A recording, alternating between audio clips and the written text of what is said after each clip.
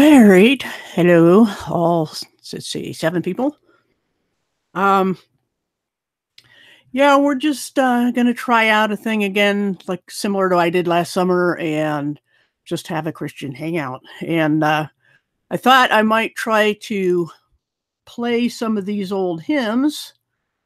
And the thing is, I never know if I've got audio that will come through on the public watch page. So if I'm going to try to start one playing, and you guys tell me if you hear it at all, and if you don't, um, what if the volume has problems. Yeah, I'm pretty sure you can hear me talking, but I'm going to try to play this video, and that's where the problem is. And so what I'm going to do is I'm going to mute and then start the thing, and you can tell me in the chat whether you can hear the song. So let me go ahead and mute, and then I'll start that up.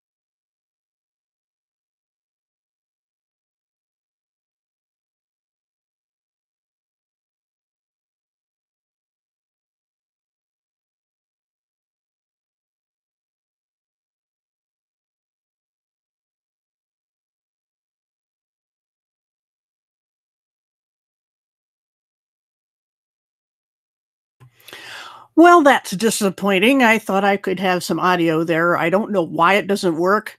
I try it in the same browser, I try it in a different browser, and it just won't pick up the audio when I play videos. So I've never been able to solve this problem consistently. So all I can tell you to do is on your own time, go to that link that I put in the chat. Let me get that again, just in case, because the chats are recorded. So there's the link. There's over 100 hymns there. And it's an a cappella choir, so it's easier to sing along with. I wanted to find one that wasn't just instrumental, and they are putting the lyrics on the screen, at least for that song. But there, like I said, there's over 100 hymns there. And it might be that in the future, if I can get somebody else to actually run the Hangout on their channel, then we can be able to play the hymns on the on any channel we find, and you can hear the audio. So I'm sorry about that. I don't know why I can't ever get the audio to play. Doesn't matter what OS I use or anything. There might be a setting someplace that says apps on my audio settings. Let me try to go there real quick and see if it will give me playback devices or something like that. Well, I'm not seeing anything that looks like it would be able to play apps, so I don't know. I'm sorry about that. Once again, if you just got here, Avik, I put a chat link there for the site I was hoping to play hymns from, but nobody can hear the audio, and I don't know why. So all I can say is if we want to play any kind of videos with audio, or even just audio files on these church hangouts, so to speak, that someone else is going to have to run the hangouts, because I can't get it to run. I don't know why. Just the way it is. And I was hoping some of the people who had asked me to start this up would be available, but one had to work and another has unreliable internet. So, request any Q&A if you want to do in chat, we can do that. I just might mention that there's been a lot of complaints about easy believism, so to speak. It's just, people can't believe that this is that simple. I mean, it's a gift. Salvation is a gift. So what's hard about receiving a gift? I mean, you either accept it or you don't, right? So if salvation is a gift, which it is, Ephesians 2:8 and 9, etc., it's not hard to receive. You just decide yes or no. Do you want to be adopted as a child of God or don't you? And so this is why, I don't know why people complain about that being easy. I just don't get that. I see we had somebody in the chat that called me Jezebel already. That's fine. It's not the worst thing I've ever been called. But if they don't like women teaching, they can just move along. I mean, what's the point? You're not going to stop me. You'd have to do something illegal to shut me down. So then that would make you the Jezebel, wouldn't it? Whoever you are. But enough attention for you. This is, a church for people who don't have a church to go to. And Jesus said, where 2 or 3 gather, there I am. And, this is hopefully going to be on the more positive side. I do the theology stuff normally, and on the other channel, Blood Always Finds Its Level, we do the calling out of false teachers and teaching, such as that individual in the chat would be. I had a few videos recently you might be interested in, but I'm probably preaching to the choir right now because I think you all are familiar with my channel. So if you have any questions or any topics idea you want me to say anything about, this would be a good chance, because like I said, I couldn't, the people who wanted to do this with me aren't available, and I can't get audio to play on the things I'm sharing. So I might as well stop sharing that window. Let me go over there and click that. And then you can look at my nifty icon. I should probably change that someday, but I don't know if I'll bother. So, any questions, topics? Prophecy in the news is always a big deal. Although I don't agree with other things taught by a lot of prophecy teachers when it comes to prophecy, there's a few I like. One is J.D. Farag. Sounds like frog, but it's F-A-R-A-G. He's a native Lebanese or something like that. It came to the U.S. a long time ago. And he does a prophecy update every Sunday. And it's usually around 6 p.m. Eastern that it's online, sometimes a little earlier, because he's in Hawaii, the poor fella. Yeah, I guess he grew up near Chicago, so it's okay. But he'll put up his prophecy update. It's more of a news update, but he's pre-trib, and he'll break down whatever's going on in the Middle East, which, of course, we all know there's stuff going on in Syria lately. Whether it's a false flag or not, it probably is, but the point is that people believe it's real, and it could be qualifying as the rumors of wars that Jesus talked about. So there's that going on in Syria. There's also another prophecy teacher besides J.D. Farag, and I should, I don't want to take too long looking for channel names, but usually he goes by, I'll type it in the chat here. And another one is somebody named Charlie, can't remember his last name, who does the Superior Word. If I can type right. And he does a prophecy update every Sunday also. He's in Florida, so that should probably be up by now. I haven't checked yet. But those are 2 good prophecy teachers. If you want to listen to how what's going on in current news relates, and these people have a good idea of what goes on in the Middle East. Like I said, the first guy, JD, is from the Middle East. So they have a kind of a better insight, at least JD does, on Arab thinking and Middle Eastern thinking. And so you might want to check them out. But like I said, I don't agree necessarily with all their other teachings, but they're really good on prophecy.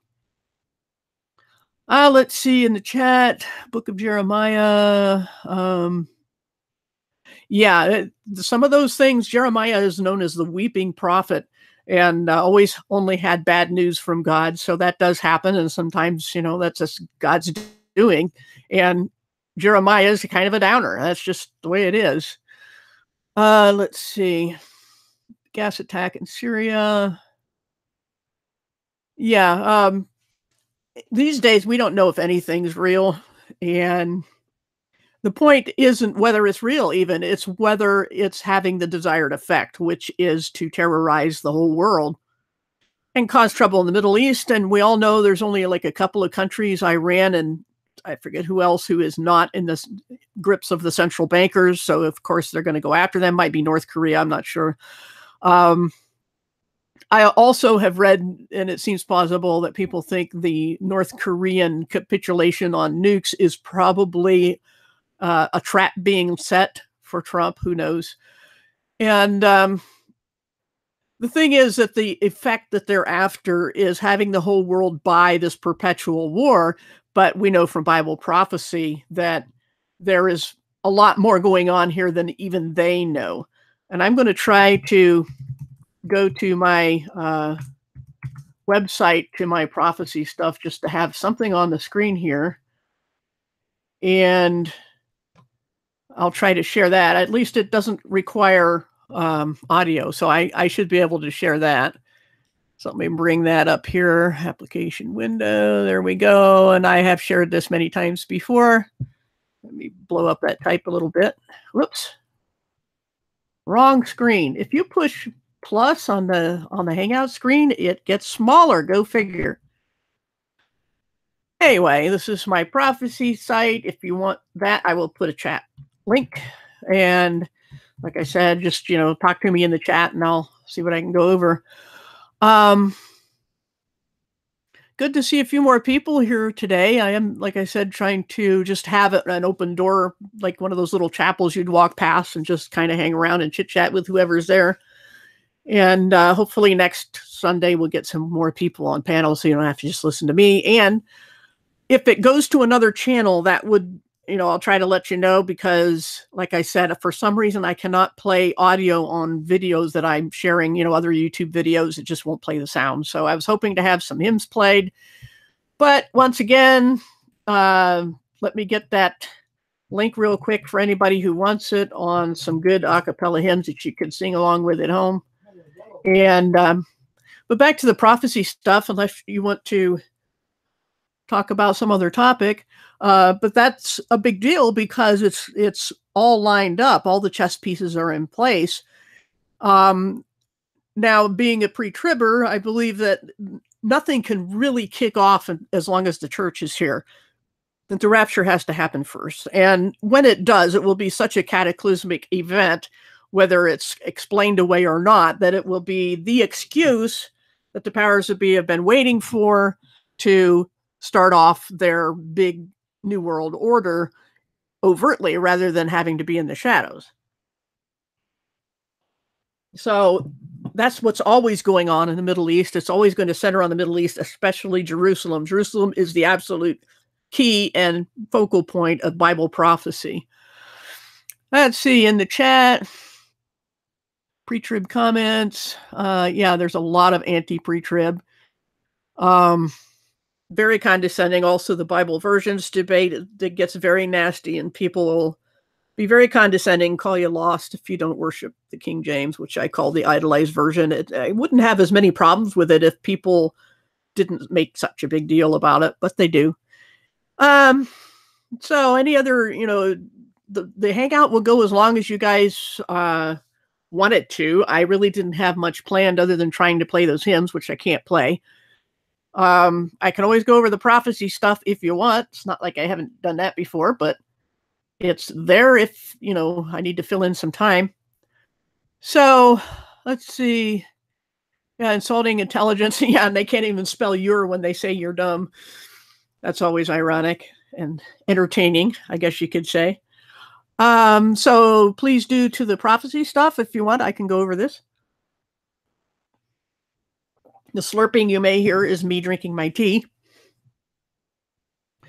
As for where we are and what we should look for in the news, it's like I said, it's going to be Syria as one of the earliest prophecies. The destruction of Damascus in one of the Psalms.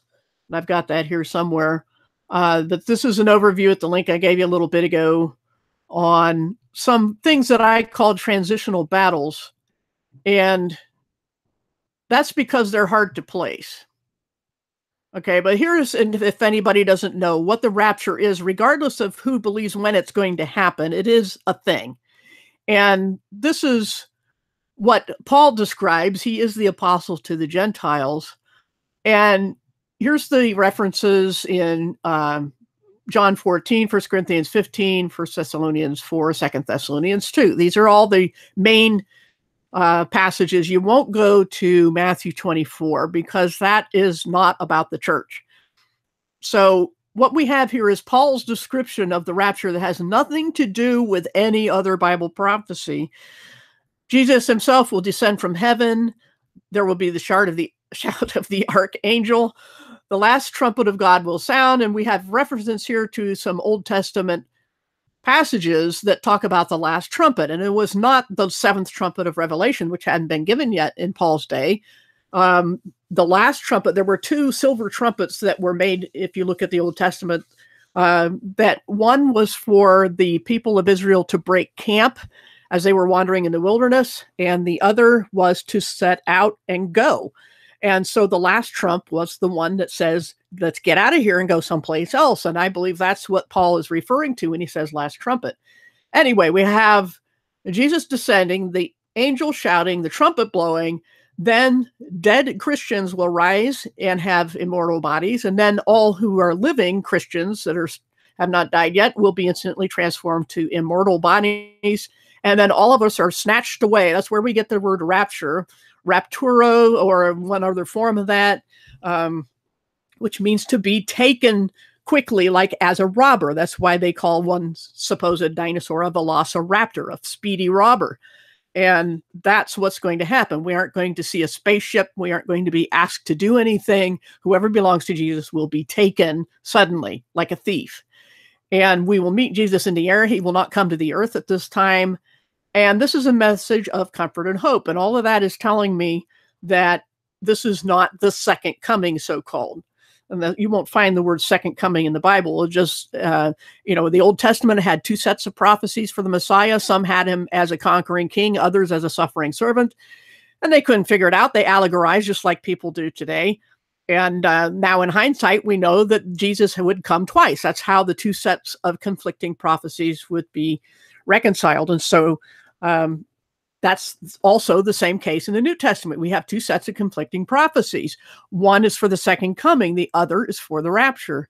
And the rapture is only for the church. And so this is what happens next as far as a big deal in Bible prophecy, because there, like I said, there are no other prophecies anywhere in the Bible about the church. So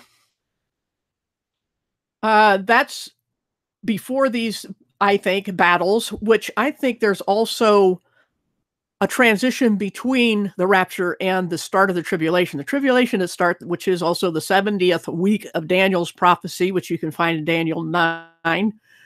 And that cannot start until there is some kind of treaty enacted or reenacted or reconfirmed for 7 years between Israel and many. People say, well, it doesn't say Israel. Well, yeah, it does actually. It's if you read Daniel 9, it's very specific about the temple and the city of Jerusalem and the people of Israel. That group, that very narrow group of people, that's what Daniel 9's prophecy is about. And the first 69 weeks of the 70 weeks of years were all about Israel, and so also with the 70th. And that begins with a 7-year treaty between Israel and a bunch of other people. And so that's when the tribulation starts. So that's not necessarily when the rapture happens. I believe the rapture happens a certain amount of time before that. I don't know how much time. So what we have here is these battles that are in the Old Testament that it's not exactly clear where they happen. Okay. And so we have, before I get into the transitional battles, I need another drink of tea. Let me look at the chat because it's actually moving, which is pretty good for my channel. Yeah, I am pre-trib. I believe it's absolutely biblical, has nothing to do with Margaret MacDonald or any other medieval teenager. It has nothing to do with John Nelson Darby or Cyrus Schofield or any of the people it's usually blamed on. Dispensationalism is what is supporting that, and dispensationalism is not heresy. It's a valid way of looking at the Bible. So, lots of things depend on other things. Yeah, take your laptop around or your phone. You can stream it that way if you want, or not stream it, but have people listen in if you like. Yeah, well, I tend to be in a low-tech crowd. I like to joke on the Blood Always Finds Its Level channel that we're using 2 tin cans and a piece of string to make these things happen. So that's why we aren't playing hymns or anything. Sorry about that. Anyway, back to these battles. There's a couple of things that are key, especially going on right now in the news. One is the destruction of Damascus, or the Oracle of Damascus, it's called. It's a prophetic pronouncement. And then you find it in Isaiah 17. It says it will suddenly lie in ruins, the city of Damascus, the oldest inhabited city in the world. And it will lie in ruins, replaced by grazing flocks, when the glory of Israel has faded almost completely, and then people turn back to God. So there's a lot of these prophecies. I wish I had that illustration handy, of someone looking over a series of mountain peaks. They only see the peaks of the mountains, and they all look very close together. But in fact, there are valleys between them of unknown time or distance. And so it is with Bible prophecy. And this one here in Isaiah 17 is probably one of those mountain peaks kind of things, because it has a series of events, but not a timing of events. And all we know about Damascus is, you read that, is that it's like the people of Israel go to bed one night and they wake up in the morning and Damascus is a pile of rubble. That's what it's saying. Damascus has already been hammered a lot, several other cities, but there are still people living there. Several, I don't know, like 1 million or something, so many 100,000 I've heard that still live in Damascus. So it's still inhabited is the idea. Some people say it will be nuked. I don't know, whether it's immaterial whether you believe in nukes or not. The thing is that animals will graze there, but no people will live there. That's the prophecy of the end destruction of Damascus in Isaiah 17. Yeah. Then we also have Psalm 83, which is what's called an imprecatory prayer, a prayer of wishing God to judge and bring vengeance on people who have been evil. And it doesn't actually talk about a battle taking place, but it talks about intent. And these nations that are listed in Psalm 83 are the nations immediately surrounding Israel today. Their ancestry can be traced. And so you will read these names. I think you can see on the screen there, Edom, Ishmaelites, Moab, Agrites, and some other names there. And they correspond roughly to modern day Jordan, Saudi Arabia, Lebanon, at least some part of Saudi Arabia, not the whole thing, because they also play another part in prophecy after that. Lebanon, Gaza, Syria, northern Iraq, possibly parts of Egypt. So we're going all around the Mediterranean Sea on the south and the east, okay? Not so much the north side of the Mediterranean, but that's the basic area. And these are the nations mentioned in Psalm 83, and their intent is to wipe Israel off the map, and so that the memory of Israel will be forgotten. And that's what they're assembling to do. Whether they actually do it or not is another question. But it seems when we study the next one that that's probably what's going to happen. We read about Gog and Magog, and there's a lot of debate about that. And the thing, what I believe is that Gog is the name of the ruler and Magog is the name of the land. Okay, so some people say it's the area of Turkey, which is on the north side of the Mediterranean. Others trace the people groups, the Table of Nations, so-called, up as far as Russia, or at least Western Russia. So depending on which way you go with that, the fact is that they are north, the far north from Israel, from especially Jerusalem. This is a different battle with a different motive, because if you read that, it's very, has a lot of different details in it. The brief summary here is the motive of the nations is to take a spoil from a nation recovered from war. And you can read that in Ezekiel 38 and 39. So it's a different motive. The first group, the Psalm 83 group, just hates Israel, wants to wipe them out. The second group, which is a wider area going into Eastern Europe, simply says, look at this opportunity. Israel has recovered from war, and they feel that they have security, peace and security, okay, or peace and safety in some translations, but it really means peace and security. And people have been using those terms a lot politically. But when people say peace and security, sudden destruction comes upon them like a woman in labor pains, and they will not escape, is what the Bible says. And so here is this opportunistic Gog of Magog who looks at Israel recovered from war, which if you take Psalm 83 as an actual war and Israel takes their land, then they suddenly feel at peace and security because they have more land and their immediate enemies have been wiped out. Well, Gog, farther away and north, says, wow, look at this opportunity. Israel has let down its guard. They feel secure. We're going to go take a spoil. So what they want to take a spoil of is stuff that Israel has that they want. And there's a lot of natural resources there. So this is what I think this is why I think Psalm 83 is an actual war, that Israel wins, but it costs them.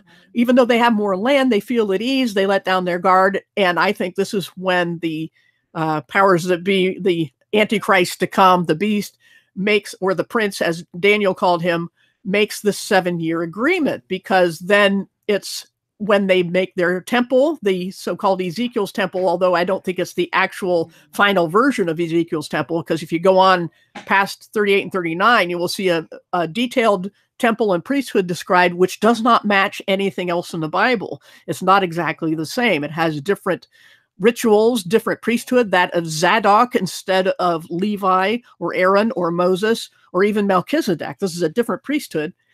And so this is what I think is going to happen, is the Psalm 83 makes Israel feel secure. And then Gog says, we're going to take advantage of this power vacuum and go take Israel's stuff.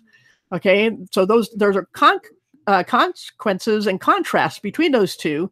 Ezekiel 38:39 says that the weapons after this war is over, the Gog attempt to attack, which they are defeated by God himself on the mountains of Israel, that after the attack, the people of Judea will use their weapons as fuel for 7 years afterwards. And again, this doesn't necessarily mark the beginning of the tribulation. It marks a time, I think, between the rapture and the tribulation, or sets off the tribulation and sets up the scenarios that we have for that. And you will also know in Revelations 28-9 that Gog and Magog are mentioned again, but that's different again, because instead of a specific group of nations, it's all the nations of the world. Okay, so, and the way they're destroyed is different in Revelation 20 than it is in Ezekiel 38 and 39. So if you look at the differences, there's similarities of name for sure, but there's also differences, and that's a really big deal in Bible prophecy. So, and you can read more of the details there. Just as an aside, Magog was populated by the descendants of Japheth, one of the 3 sons of Noah, who went to the area now known as Russia. They went to the Caucasus Mountains. That's where Japheth's family descendants went. Though some hold that these nations are in Asia Minor, so there's some disagreement. Meshech and Tubal refer to areas north and east of Magog. Persia is modern Iran. Cush and Put are northern Africa. Gomer settled along the Danube River in modern Eastern Europe, and Togarma settled in Turkey. So they're all connected, but it's basically, if we could use a catch-all term, Eastern Europe. That's the Gog-Magog group, as far as I've been able to figure out. All right, so we don't know, as I go on here, whether the church will be on earth to witness those things. It's hard to say, but basically I believe that the church has to be gone before these prophetic things can resume. So I doubt that we'll see these things, but I can't guarantee that we won't. So the fact that we see these things getting set up, there's a proxy war basically going on, that's been going on for a while between the US and Russia all this time in the Middle East. Proxy war being, we have other people do our dirty work for us on both sides, basically. But this may be rumors of war. Who knows? Anyway, it will go hot one of these days, and Israel will wind up, I think, with more land. I could be wrong. There's other prophecy teachers. You can, take a consensus if you like. And that this will create the scenario for Gog to come down and try to defeat Israel and take the resources, but they're defeated by God, and then the temple is erected, and then you get into Revelation, which I've done before, so I won't do that again. But that's where I think we are right now. We're getting ready to see Psalm 83 and Ezekiel 38. Those are the next things I think are waiting in the wings, so to speak, using a play analogy. Every actor is in place, all the props are set up, and the actors are in the wings waiting to come out. I think that's where we're at right now. So yeah, there's going to be a lot of upheaval, but I think that needs a catalyst. And also we remember, in the words of the discussion that Paul did about the rapture, that there are certain things that have to happen. One being the restrainer has to be taken out of the way. Who is the restrainer? There's a debate over that. I think it's the presence of the church or body of Christ on earth. God cannot rain down his judgment while the body of Christ is still here. So I think the reason these things haven't gone forward and they keep seeming to stay in a holding pattern is because we're here, which means they're not going to actually get going until we get going. So you can read through this prophecy stuff. Like I said, I put a link in the chat there, and it's speculation on my part, but it's good as anybody else's speculation. I don't think anybody has an infallible view of Bible prophecy. I don't think any view is perfect. There's always something that doesn't make sense, but this makes the most sense to me. So let me see what's going on in the chat here. Whether we'll be able to see this stuff going on, I have no idea. I'm guessing probably not, but we may be able to. I really want a Q&A session when we get there about a lot of things in human history. And, like who really killed JFK, for example. It's like, we can speculate for the next 1,000 years and never figure it out. But those are a lot of answers that we all would like. But I don't know if we'll be watching this because we'll be having a party up in heaven. And I really don't think that we'll be concerned about what's going on here until it's time to come back, which we will eventually. So let's see if there's anything else in chat. 144,000. That is, yes, of the tribes of Israel. You will never see the word ecclesia anywhere in Revelation past the 3rd chapter until you get to I think like the chapter 20 or 21. The church simply isn't there. And there's a lot of other things. Like I said, I've gone over in the prophecy series on, I have a prophecy playlist. I've done that. I also did a prophecy series on another channel. And so no need to go into all that detail. I just mainly wanted to do the transitional battles today because that's today's news. And like I said, you might want to check some of those other prophecy teachers I mentioned. They usually have more detail. Let's see, anything else going on in the chat?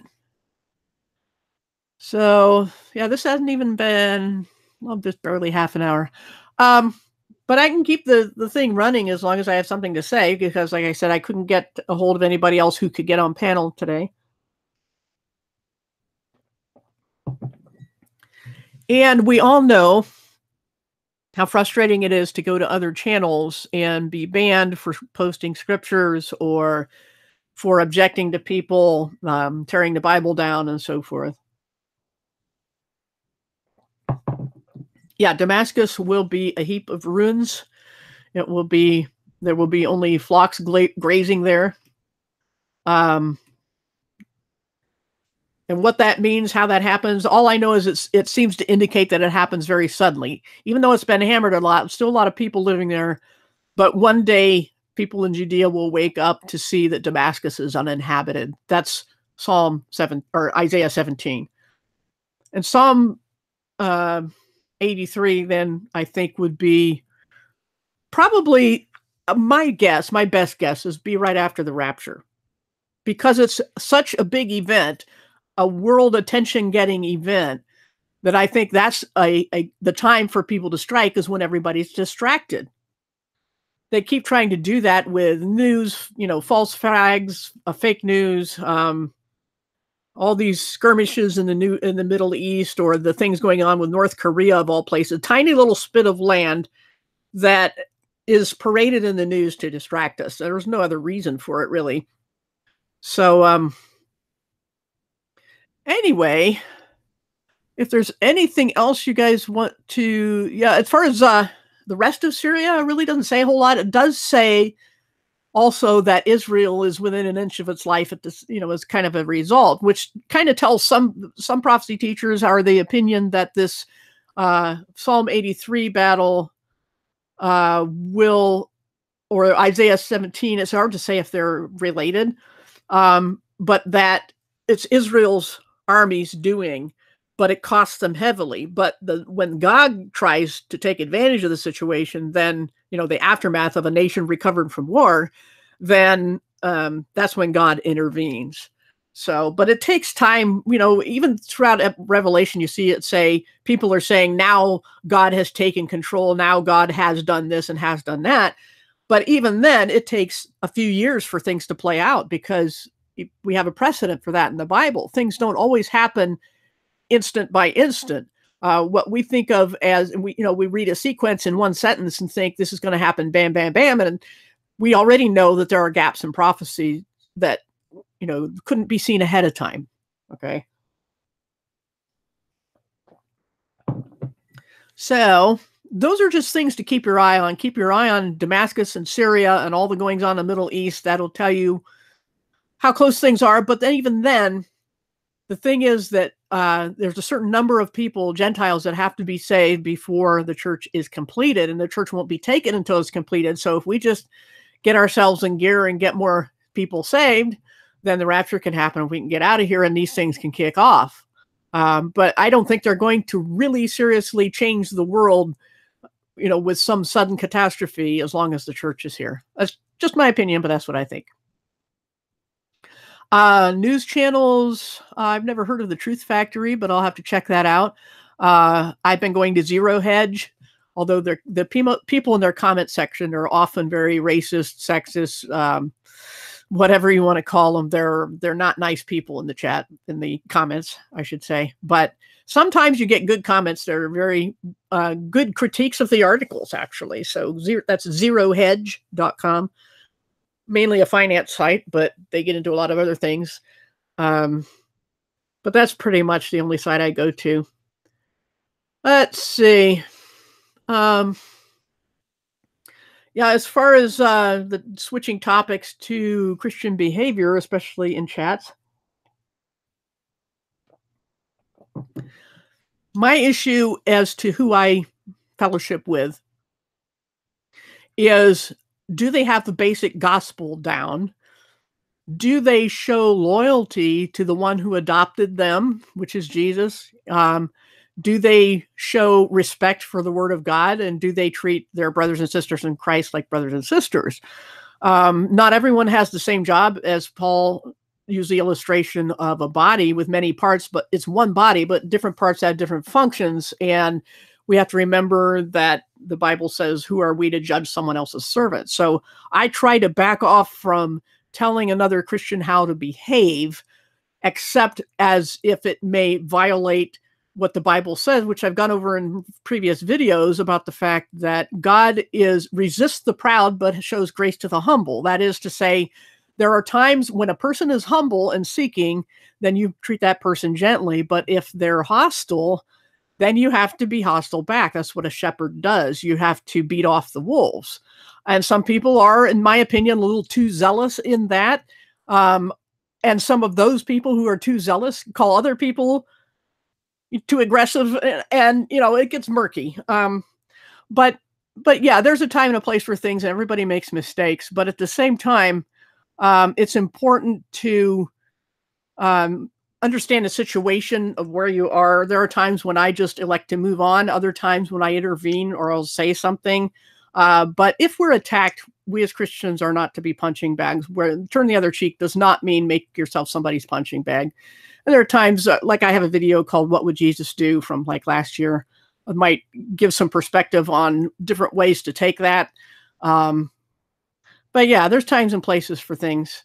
And we have to be careful most of the time. Like I can tell you from my own experience, when I run into some people, especially King James onlyists, or people who are against eternal security, or people who don't like women teaching, like we started off this hangout with. So somebody tried to get in chat and say that, call me Jezebel just right off the bat.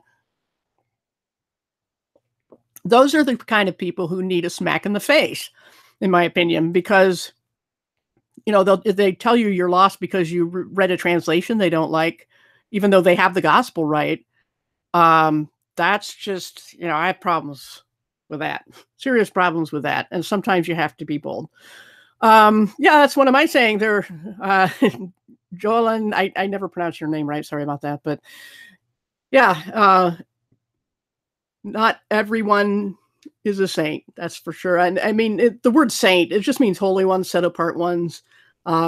Technically, everyone in the church is a saint, but not every saint is in the church. What I mean by that, at least when I say it, is that there are non-church righteous people. So anyway, I don't think there's a problem with that comment. If that's the Mr. Rich Bob, I'll go ahead and show that. Let's see, let me read it again. Yeah, that's the thing. I think what I get what you're saying there, Bob, is that the actual historical biblical Jezebel was a pagan. I mean, she worshiped false foreign gods, and her husband Ahab, the king, was just a whiny little snot. I mean, there's no other way around it. The guy was a whiny snot. He was pouting about not having something that didn't belong to him, even though he was king and could have, had all sorts of riches. He wanted one thing, couldn't have it. So Jezebel said, I'll get it for you. And she was a lot more aggressive.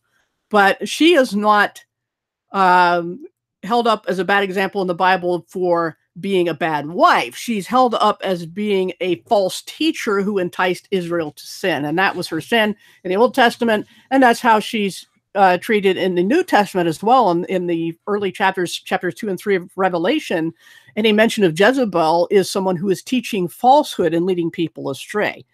That's the real biblical Jezebel. So when they use it as a Jezebel spirit, meaning women not shutting up, because men want them to, that's a false, made up teachings of men kind of thing. So,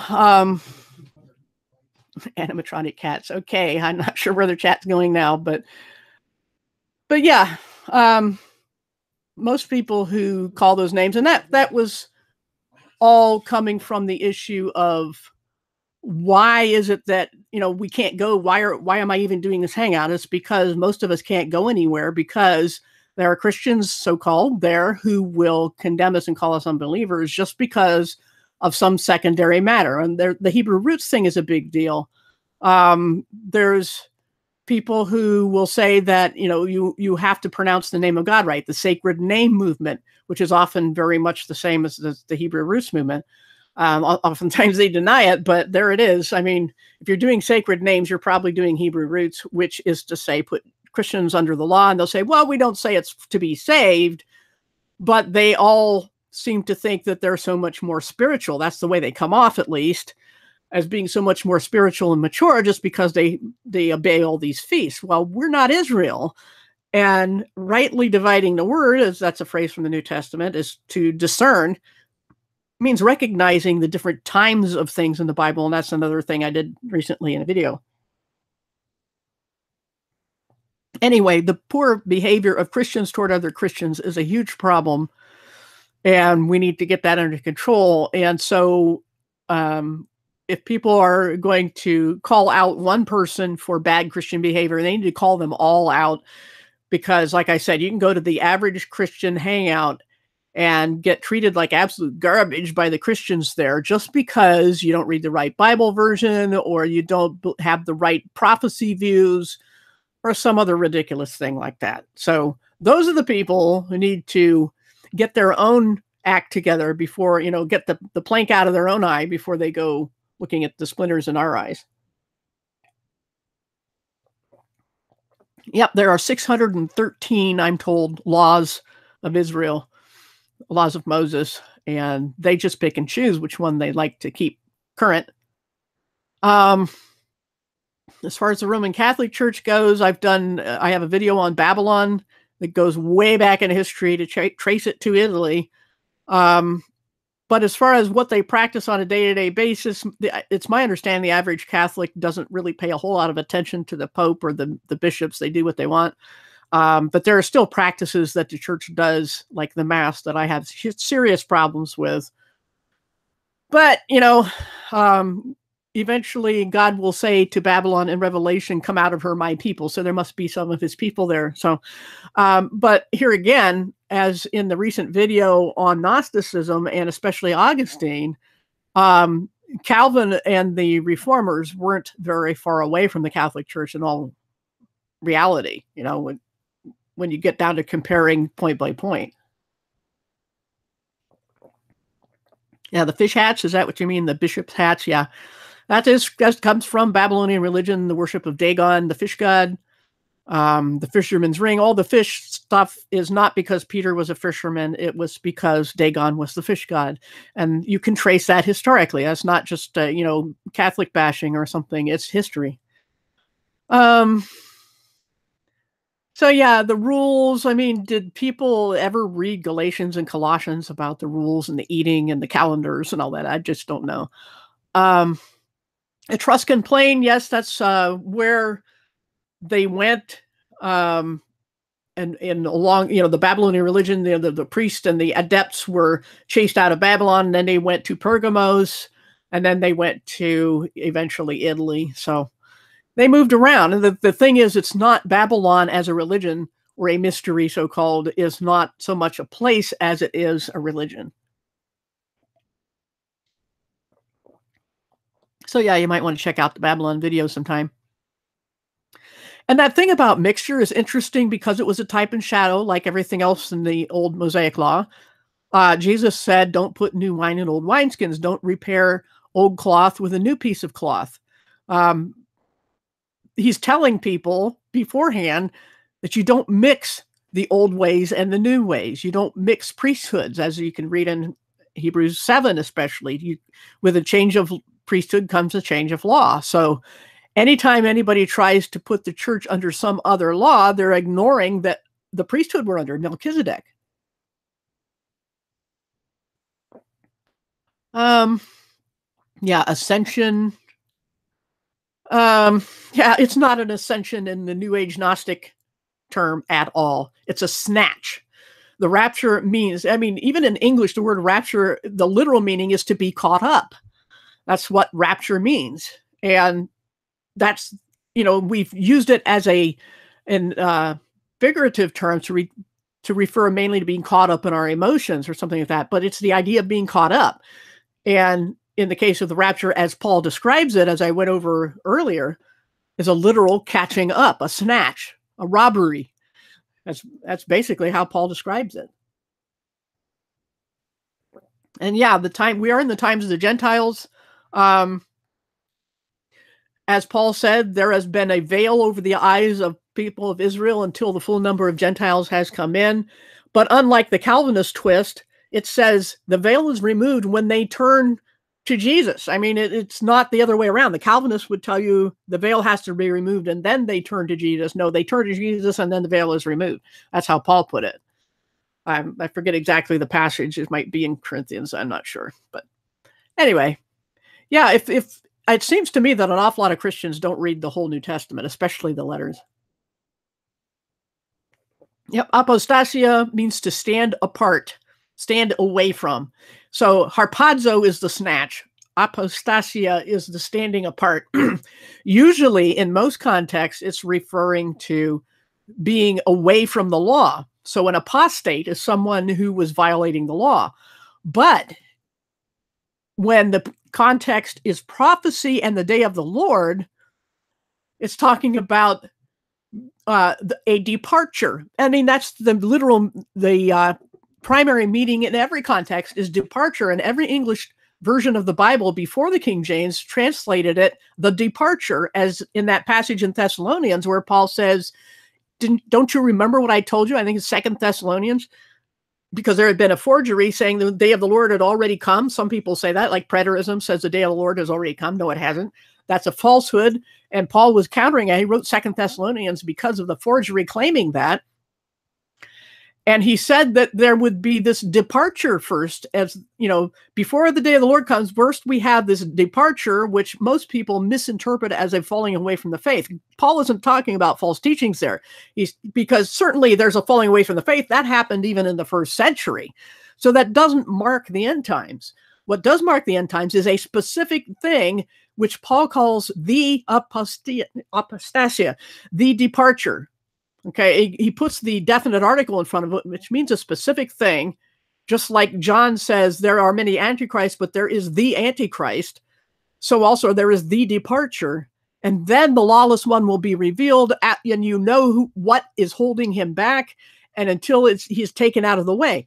So that whole section where Paul talks about that, he's explaining the sequence, and it is first the departure. The departure of what? What does he describe even in 1 Thessalonians and 1 Corinthians? The snatch. Okay, so that's what he's talking about there. Yeah, that's the passage there, Franco, thanks. Yeah, he talks about deception. People were throwing the Thessalonians into deception and turmoil because they were told they had missed the rapture, the departure. Why else would they be upset? Let's see. Yeah, so standing apart. A fake rapture. Let me talk about that for just a minute. Here again, most of the people who talk about a fake rapture are talking about some spaceship blue beam thing coming down and inviting Christians to get on board, which isn't going to happen. I mean, even if they try that, real Christians, first thing that has to happen, as I mentioned, is a shout of an angel, a trumpet blast from God, and then the dead in Christ are raised. Until dead Christians come out of their graves, it's not going to be the real thing. And every Christian should know this, that they study the Bible at all. But that's a big if these days, should know that the next thing in the sequence is that dead Christians rise out of their graves, and then living Christians are made immortal. Then we're all taken up. So nobody in their mortal form is going to go board a ship. So if they're going to do a fake rapture, they would probably do their blue beam thing after the rapture happens, because they don't know when it's going to happen, to cover over it, the real thing. See what I'm saying? So if they do a fake rapture, it will be after the event, not before, in my opinion, because there's going to be a lot of us who won't fall for that.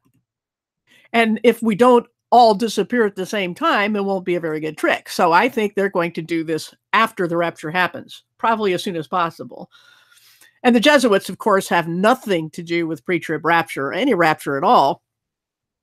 The Catholic Church in general is amillennial, which means they allegorize everything in Bible prophecy.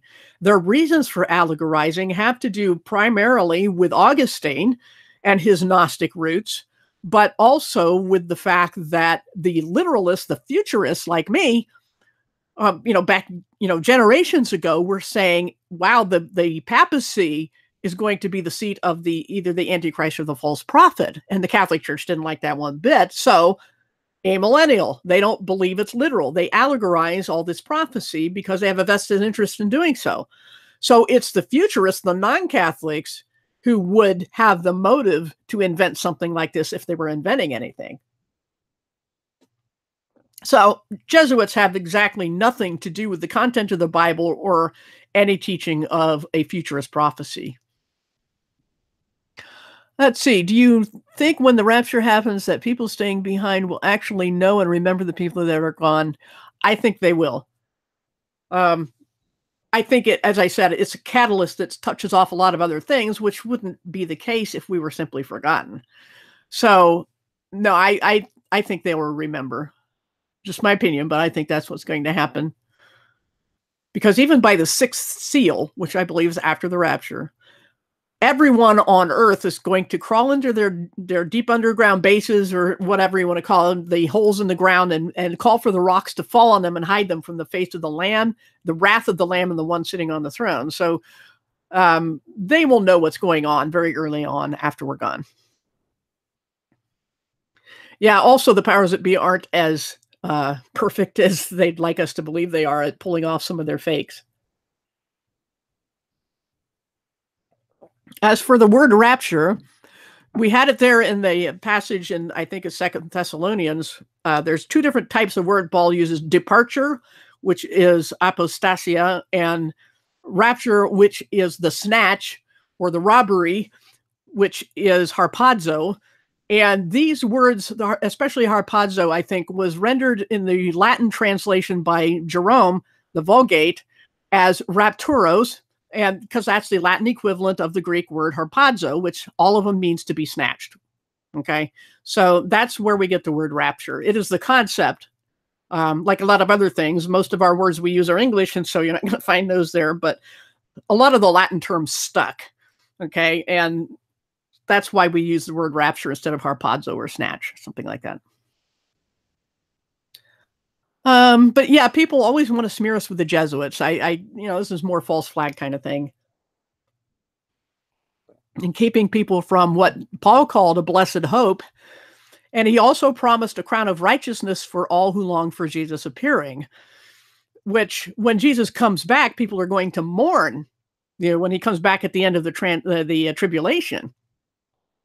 So these, again, are two different events, in my opinion. All right. Yeah, 2 Thessalonians is a good one. Let me see if I have all those references in this document. Yes, I do. So we have, here's a set for the church not suffering the wrath of God.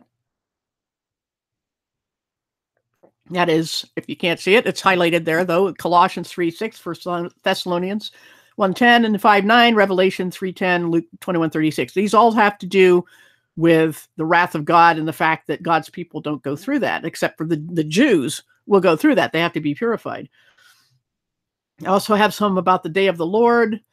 And then here, under the church age ends, is where I have the specific list about the departure and the snatch up and the restrainer and all those things. I'm going to say primarily these three passages by Paul are the ones you want to look at. 1 Corinthians 15, 35, 58, 1 Thessalonians 4, 13 through 18, and then 2 Thessalonians 2, 1 to 12. So those are all Paul's writings. Those are the main rapture writings. Okay, everything in the Gospels is going to be for Israel.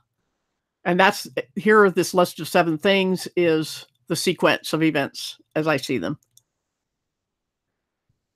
And that's another thing, too, about the difference of the last trumpet and the 7th trumpet. The last trump at the rapture is a blessing and it's from God, whereas the 7th trump of Revelation is a judgment from God in wrath. It's not a good thing at all. So 2 different trumpets, so 2 different events. So, yeah, a lot of details and references are in this document, which once again, I can link to, give you a link to that in the chat. Yeah, people like to make that reference with Trump, just like they used to do with Barack Obama being the lightning falling from heaven. I mean, people like to play word games and anagrams and gematria, but Bible doesn't really, other than a few obvious numbers like 3, 7, 12, or multiples, doesn't really get into that. Most of the gematria, or however you want to pronounce it, is more Gnostic in origin, and so I don't really get into that. I don't know what I did too quick, but I still have that set up on the screen highlighted for the rapture passages. Let's see. Yeah, I don't get into Bible codes that much. And part of the problem with the Bible code thing and every theory that comes from, calculating things from the text itself, we don't have the original text, not even of the Old Testament. We don't have the Paleo Hebrew. We don't have even the best copy of the Septuagint.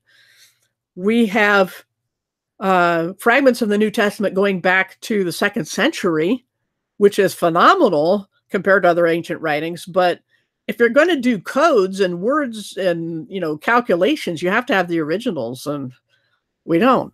So that's a major problem with it. Yeah, the U.S. is on its way down either way.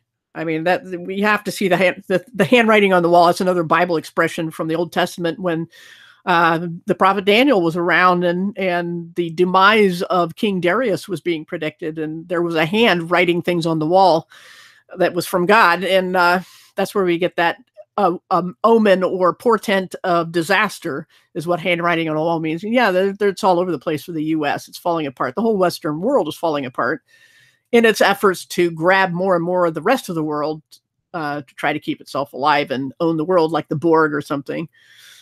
Let's see. Hey, no problem. Glad you could come.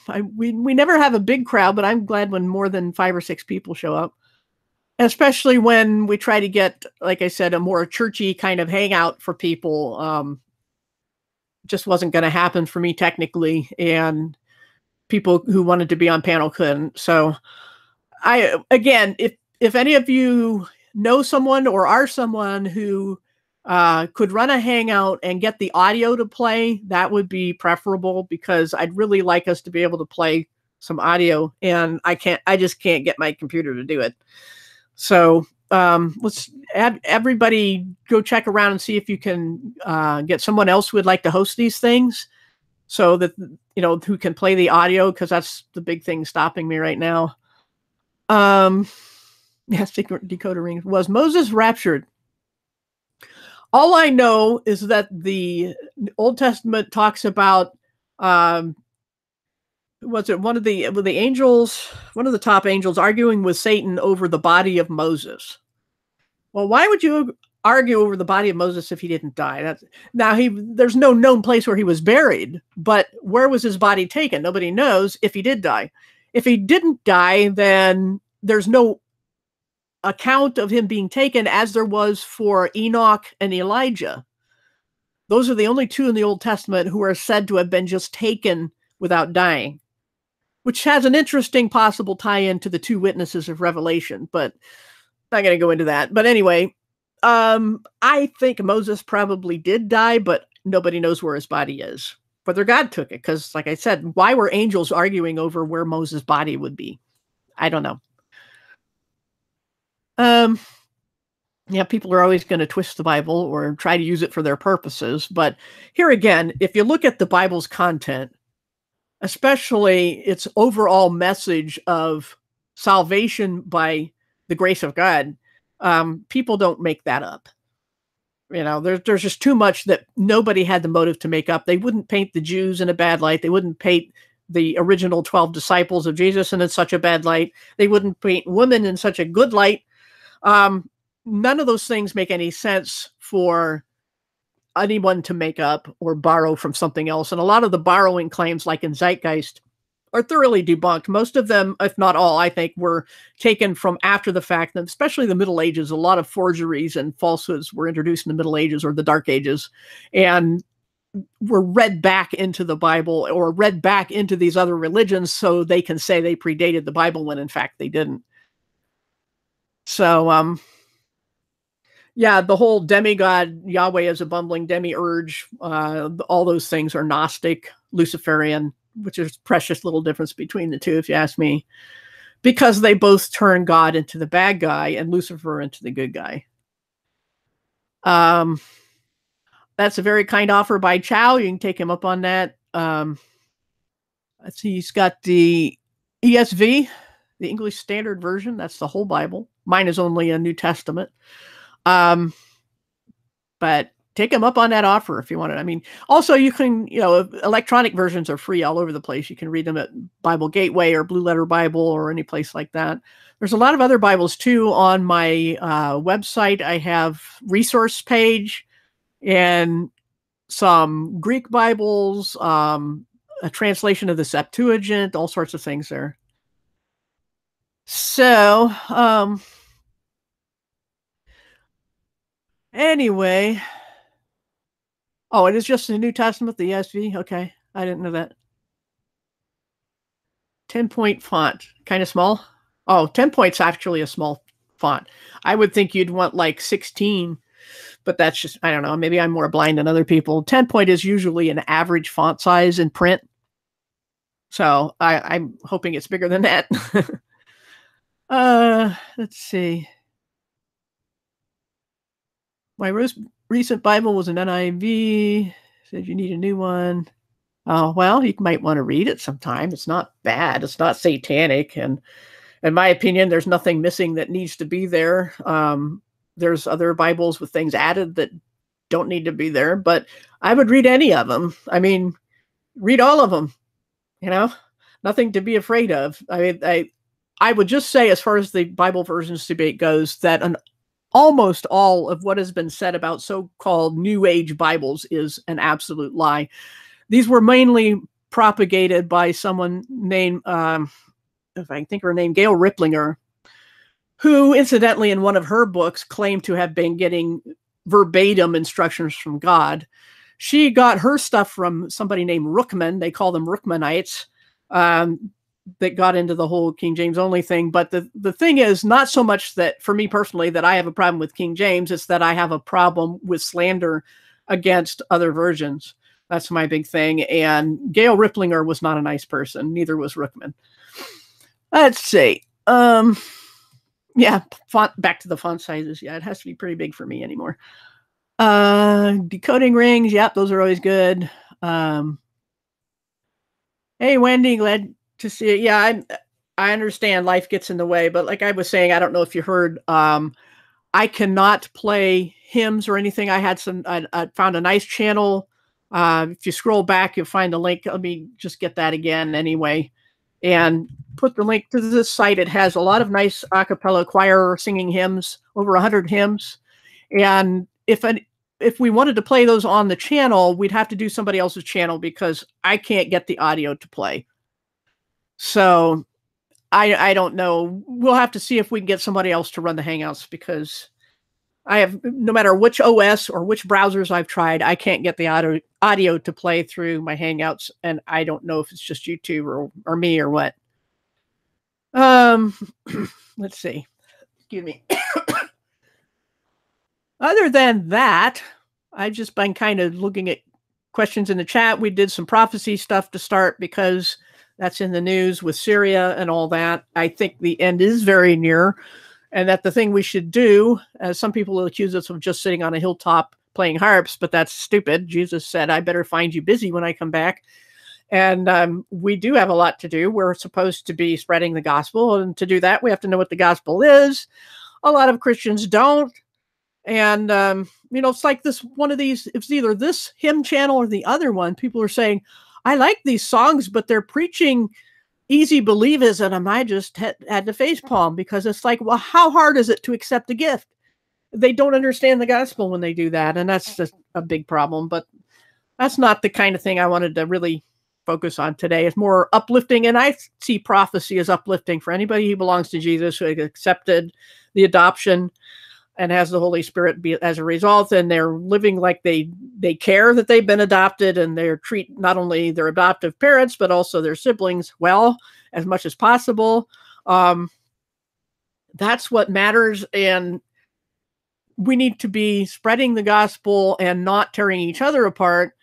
And that sometimes we do have dirty jobs to do, which is calling out the false teachers, because we're commanded to do that as well. And some people's mandate from the Holy Spirit is to focus more on that, and others are more on the healing, more like the nursing staff in a hospital. And while there are also, cops at the doors keeping the drug addicts from going in and taking all the medicine, there are different parts of a body with different functions. So, 1 Corinthians 15, thanks for that reference, Vic, because that's where the gospel is for our age. The gospel in the Gospels, Matthew, Mark, Luke, and John, is that Jesus was the promised Messiah. He was rejected by Israel, that he came to the lost sheep of Israel, and he was rejected, cut off, as Daniel predicted, after the 69th of the 70th weeks. And now it's the time of the Gentiles, and we have the message of Jesus rising from the dead. That is the message to the world. And we should keep in mind that even at Pentecost, when Peter preached to the Jews only, they already had this idea of who the one true God was. They had the right God, but he still said, repent, because they had rejected the Messiah. And they had to accept him too. That's why you'll see in the Gospel of John a lot, he'll say, whoever does not have the Son does not have the Father, because to reject one is to reject both. And that's why Jesus had to predict that, what happened in AD 70, which was the destruction of the temple and the dispersion of the Jews, or diaspora, that has lasted now almost 2,000 years.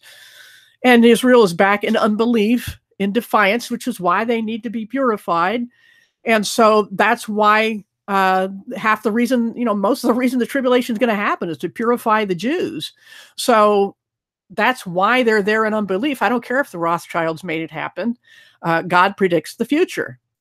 So this is a big deal to understand these basic things about the faith. And I just wish more Christians would study the Bible better. Let's see what else we got going on in chat here. Who do you believe Paul meant when he claimed he once knew a person who was taken to the third heaven? I believe he meant himself. And I think everyone I've ever had any respect for believes the same thing. He was using a literary type to, try to be a little more, not braggadocious at that point. He had to brag when he was pushed too far by people who claimed he had no right to speak for God when Jesus had appeared to him personally. So, excuse me. But I believe it was Paul who went to the third heaven. And it's interesting. There's only two people in the New Testament who are said to have been to heaven, Paul and John, who was given the revelation. And only one was allowed to talk about it. So whenever I hear people saying, I go to heaven all the time, Jesus takes me there, we see stuff. And even once, a few years ago, there was this thing going around that everybody fell for, of some atheist that was taken to heaven. And I'm like, no, only two decent people were taken to heaven. Only one was allowed to talk about it, and that was John. Paul was not allowed to talk about it. So no, nobody else has been going to heaven. Anybody who claims that is deluded. I don't say they're necessarily liars. There are some people with very vivid imaginations who think that everything that pops in their head is a vision from God. And so that's kind of a problem. But anyway, I'm trying to roll back here and see if I missed anything else. I think I got that one. It's hard to roll the chat. I don't know why. Let's see. See about hosting. Yeah. I don't know why I can't get the audio to play. I just can't. But if anybody else can do that, I would be more than happy to support the channel and be on panel or whatever you need me to do. I just know that I'm having some technical issue with playing sound when I share a video. So, oh well, I tried. Let's see. Romans to Philemon. This has to do with dispensationalism, which I wholeheartedly support. Most of the time I believe, that I've always said that the Gospels are for the Jews.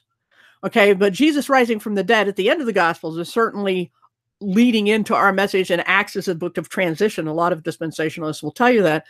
But some will narrow it even more to only the writings of Paul, which is why they will say Romans to Philemon. That only the writings of Paul, I've always agreed, have been the instructions for the church. Whether anything else applies is another little shadier, not shadier, but a little less clear issue. But I don't have a problem with that so-called hyper-dispensationalism. I don't have a problem with it because salvation is by faith. It can't be part faith and part works. It can't be a gift and a wage. It's one or the other. And since everybody will say salvation is a gift, there are some who say you have to do certain things afterwards. But salvation itself is a gift. And that's why if that's what you're referring to about Romans Philemon, I think that's what they mean is dispensationalism and the fact that the church is absolutely unique in the Bible. Let's see. Let me roll up again because I can't get the chat. Let me pop out the chat and see if I can roll that a little bit easier. I just sometimes don't want to have too many windows open, but I have more memory now, so that shouldn't be a problem. Now let me roll back and see what I missed. Okay, there's about the hymns. And salvation happens at a moment in time. It is by faith through free will acceptance of the gift offered because of what Jesus did. It cost him plenty. It cost us nothing. That's the way gifts are. Let's see. Yeah, these hymns on this channel are not contemporary. These are all the old ones sung by a choir. There's no instrumental. There might be some on some of the songs. I don't know. I didn't listen to all of them, but there's over 100. And I just found this a few hours ago. But it's the older hymns, the ones you can sing to. That's why I put them up. Anybody can find contemporary Christian somewhere, but this is a little harder to find. That's why I put that up. So that's what I think everybody could at least, at home, nobody has to sing on mic. I know I'm not going to, but you could, you could mute or sing to yourself at home along with it because they're singing the words and they're singing 4-part harmony, which is something you don't get anymore. Let's see. Where does it say Paul was taken? He says, I know a man who was taken to the third heaven and saw indescribable things and so forth. So I forget the exact reference. Somebody may have that. Oh, there it is. Franco's got it. 2 Corinthians 12:2. So that's where that is. Jesus personally appointed Paul as the apostle of the Gentiles. Yes, he did. The road to Damascus, where he was literally knocked off his high horse by God, by Jesus himself. And he spent 3 years on his own. He went to Arabia and Damascus, I think, back again and all over the place before he saw any of the other apostles. And they accepted the fact that he was taught directly by Jesus. Nobody ever said he wasn't. Nobody contradicted him. He did the miracles. He suffered the persecution. People were happy that the one who was formerly persecuting them was now being persecuted for the faith. And that's why half the, to deal with problems with Judaizers, especially, is why a lot of the letters he wrote were written, because people were persecuting him for not causing Christians to get circumcised according to the laws of Moses. So, and people try to say that Paul was a false apostle, but if he was, why was he being persecuted by the Pharisees? The Pharisees were his worst enemies. And that's why I don't buy the fact that, the claim that people say that he was a false apostle. He suffered plenty for it by Pharisees. Let's see. But the third person reference is just an act of humility and a literary device. Let's see. Thoughts on speaking in tongues. There's a passage, help me out here if somebody wants to look it up quick. I think it's in 1 Corinthians, where Paul spent the most time talking about tongues. And he said that, if I always get it backwards, I have to sit and think that tongues are a sign for unbelievers and prophecy is a sign for believers. And what it is what happened at Pentecost, where suddenly everyone could speak to other people in a language they didn't know, but the other people knew, a language if you speak in a language you never learned, and people in whatever language it is can understand you, that's speaking in tongues. And it's to be done decently and in order. Paul actually was rebuking the people in Corinth for having chaotic meetings where everybody babbled at once. He said, one person at a time, 2 or 3 in a meeting, and everyone must be interpreted. And if you have a message from God in a tongue and you don't understand it, or there's no one to interpret, then keep your mouth shut. There's rules for how this is done, but it does happen. Paul himself said, I speak in tongues more than most of you, but I would rather speak 3 words in an understandable language than 10,000 words in a tongue.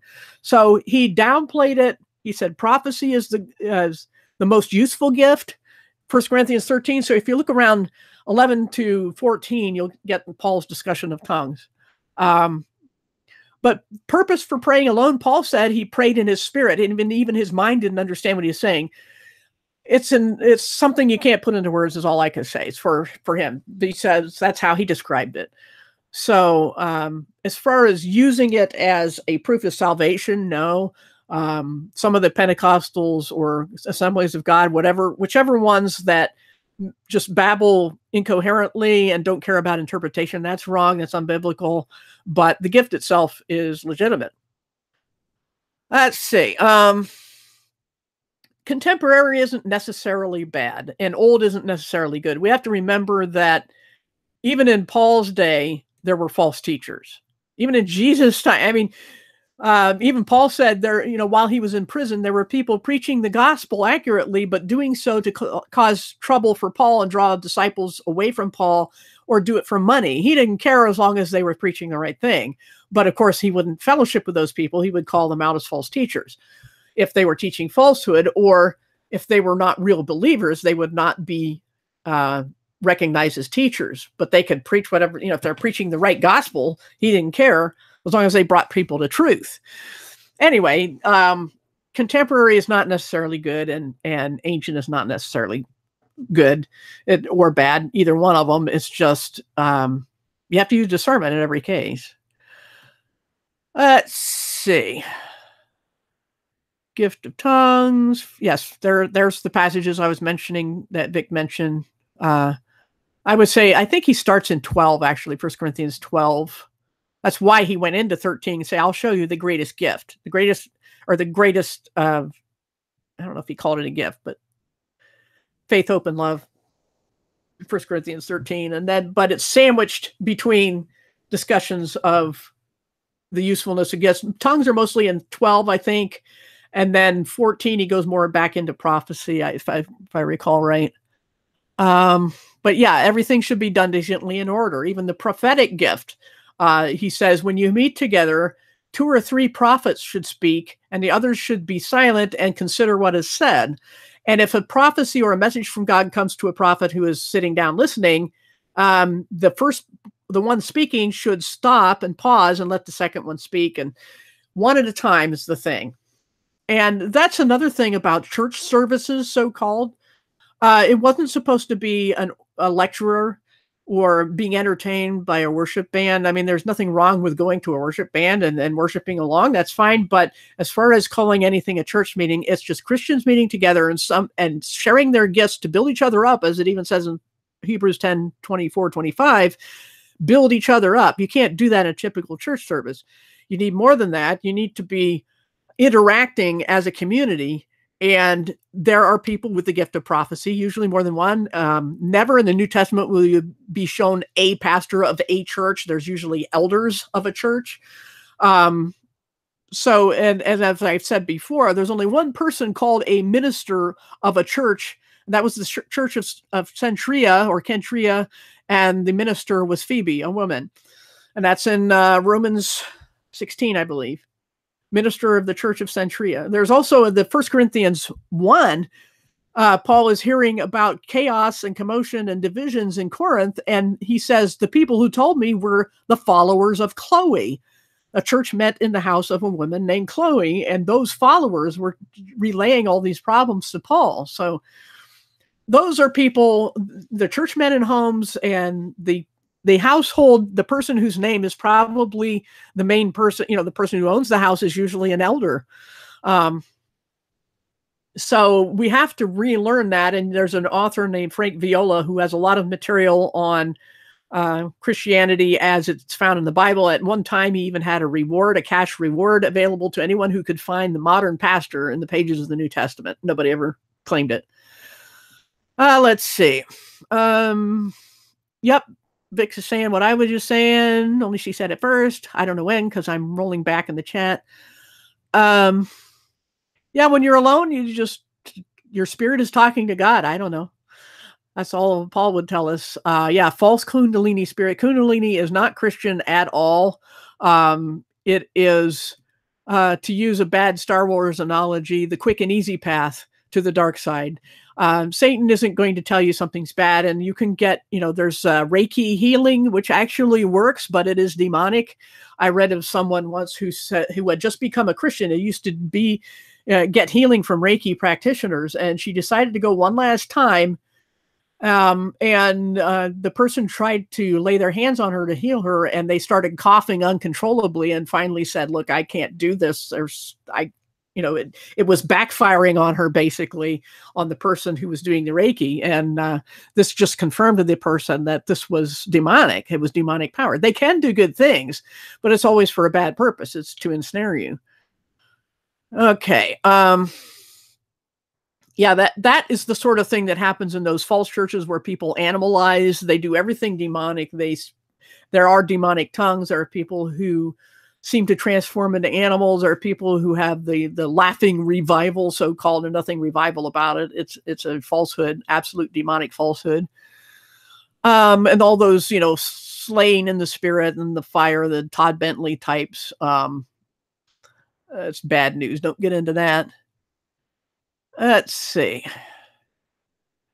Pray in the spirit, charismatics in general. Hard to say. I mean, I wouldn't, there are good charismatics, but I think a lot of people have a problem with doctrine. They're not paying attention to the rules for things. Let's see. Just ask God for gifts of the Spirit. Yeah, ask God for gifts. And even Paul even said, if you're going to ask God for gifts, ask for the most useful ones. But ask. You can ask for them. Doesn't mean you'll get them necessarily, but be prepared for whatever goes with that gift too. Just saying. Let's see. Yep, 1 Corinthians 13:2. Faith to move mountains. Colored over the chapter numbers for 13 and 14. Yeah, it is one time. The chapter divisions are unfortunate. They're not in the originals, of course. Actually, the originals, as early back as we have them, were called unseals. They were all written in all uppercase, all capitals. No spaces, almost no punctuation. A lot of times the word "and" was used as punctuation. That's why you'll see in some of the more literal, or even the King James, you will see and. It's not that they wrote in run-on sentences so much, although some of them do. Even like German, even in modern times, a lot of times you get some horrendously long sentences. But it was used as a lot of times as punctuation in the first century, and it was a giant wall of text. I mean, just a giant wall of text. It's amazing what people could figure out from those. And eventually, they had help from when people started using lowercase letters and more punctuation. The reason for cramming all the letters together was economics, because people who could get good writing material and have the skill to write and all that cost money, and the average person didn't have it. So there weren't a lot of copies. And when they did make copies, they were very frugal with the use of space. They would write, back and forth, sideways, up and down, in between the margins, wherever they could. They would use that paper or whatever it was, papyrus and all sorts of things, animal skins. Let's see. Scrolling down some more. Chow, you're funny. Let's see. Bills in Congress or something. Sent by Phoebe. Yes. Church of Centuria. There it is. And I think, from research and going back to the 1800s by somebody named von Harnack, Adolf von Harnack, was his and many other people's opinions that there was a conspiracy to hide the author of Hebrews because the author was a woman, probably Priscilla. Let's see. And that word servant in Commend to You, Phoebe, our sister, is a servant. That is diakonos. Translated minister, every other part of the New Testament where that word is found is translated minister. They just decided not to do that for Phoebe because you can't have a woman minister in their eyes. So that's twisting the Bible, and there's people who have done that will pay heavily because they have led people astray with their translations when they violate their own rules to make exceptions so that women don't appear to have authority. There were women apostles, there were women pastors, so-called ministers. So there you go, women leaders, benefactors, all sorts of things. Let's see. What's funny is the dark side isn't even evil. They just feed on terror and shame. Yeah. The thing about balance, a lot of people believe that good and evil have to balance. They have to have each other, the yin yang thing. I don't believe that. I believe that just as a light bulb does not need darkness to be a light bulb and to have light, darkness is just the absence of light. It's where light isn't. It's not a balance of light. In the same way as with good and evil. Evil is not balanced for good. Good exists independently. Evil is simply where good is not. So I don't see that as a balance issue. And as most people use the dark side, it's, that's the duality, the Gnosticism that Lucas was preaching in the Star Wars series. That's not certainly anything biblical. Nobody would mistake it for that with their magic sticks, the lightsabers and, the lightning bolts. They couldn't be more Luciferian Gnostic. I mean, but duality is a lie in itself when it comes to good and evil, in my opinion. Let's see. We're scrolling down some more. Yeah, greater is the one in us, being the Holy Spirit, than one in the world. And the scroll jumped on me again, I think. I don't know which way it jumped this time. All right. Yeah, as above, so below is another New Age kind of a phrase, is another duality. And I really hate that about the Message has a lot of good moments as a translation, but when they put as above, so below in the Lord's Prayer, instead of may your will be done on earth as it is in heaven, that was the blatant scripture twisting, very bad translation, very deliberately introducing New Age heresy into the Bible. That's why I don't recommend the Message for anybody. For similar reasons, I don't recommend the New World Translation. It was a very bad translation done by the Jehovah's Witnesses. Nobody knows who the translators were. And they had an agenda. For example, they would take John 1 as the word was a God instead of the word was God, for example. That's the most notorious example. Let's see. I don't know who Catilla is. That mirrored some video. Every copy of the Bible I'd ever read before, formatted with 2 columns per page.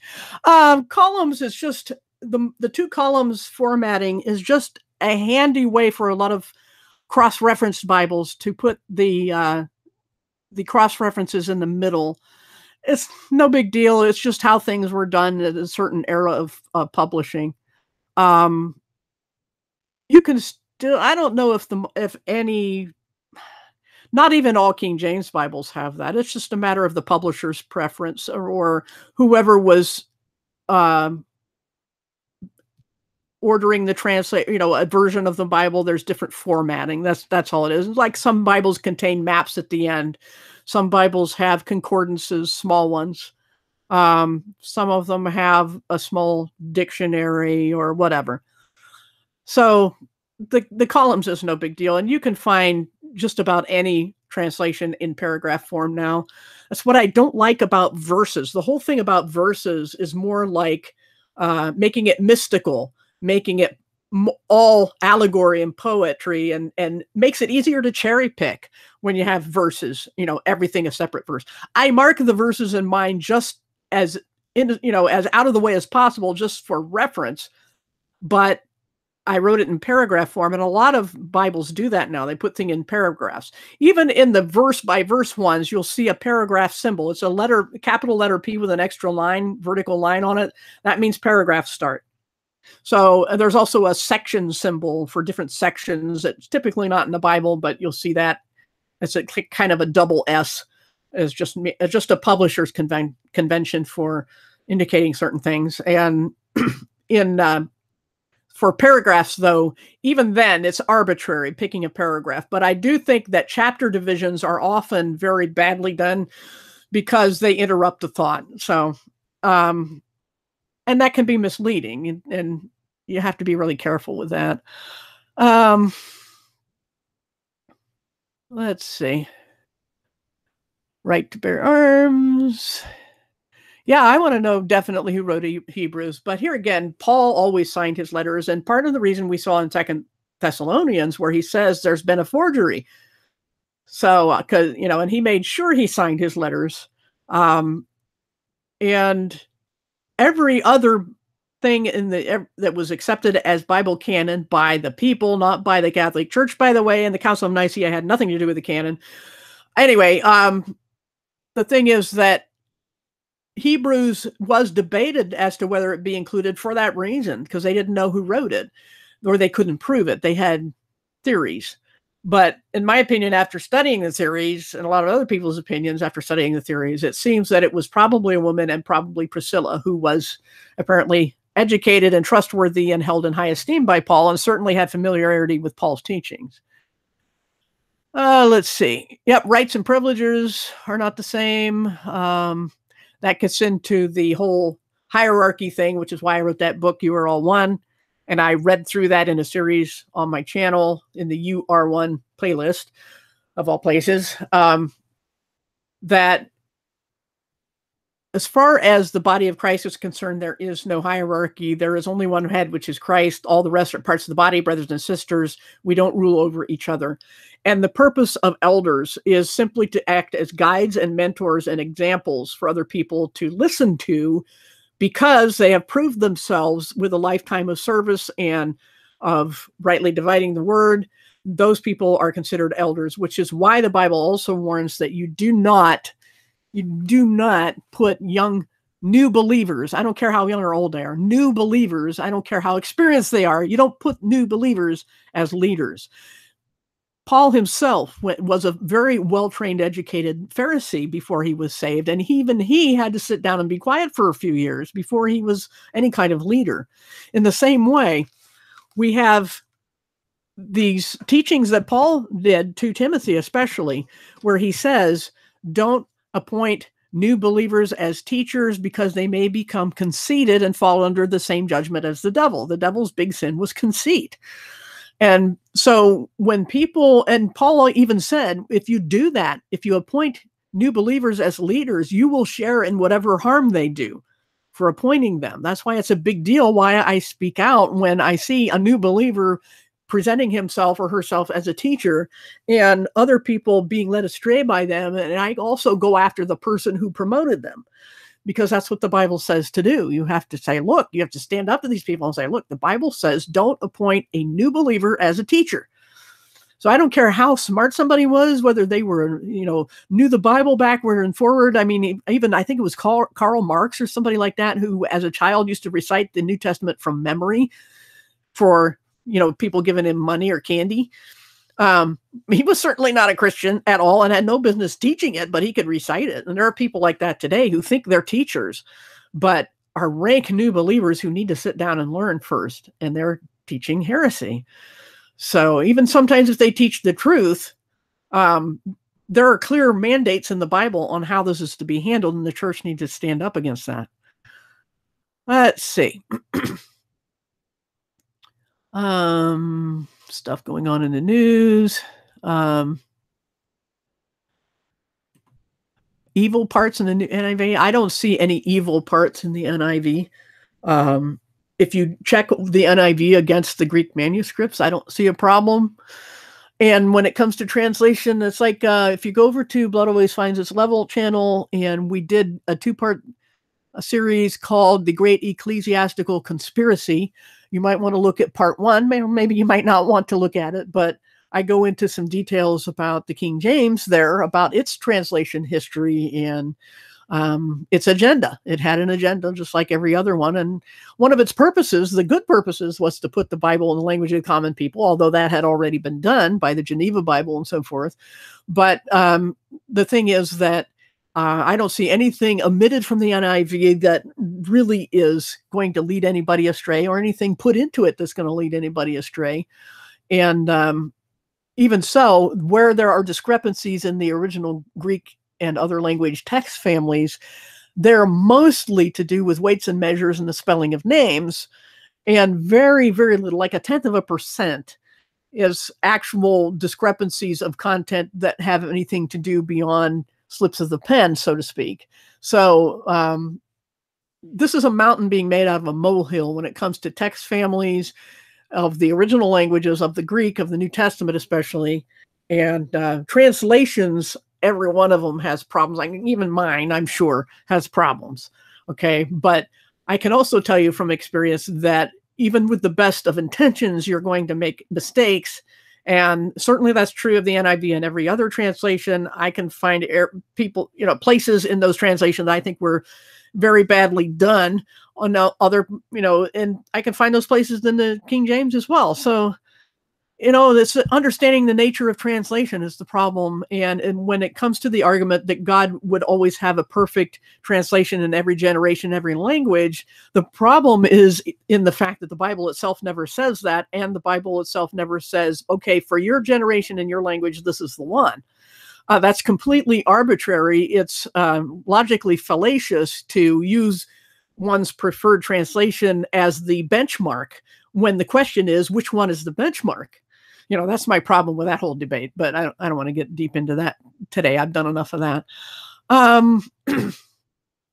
That's why I also use interlinears.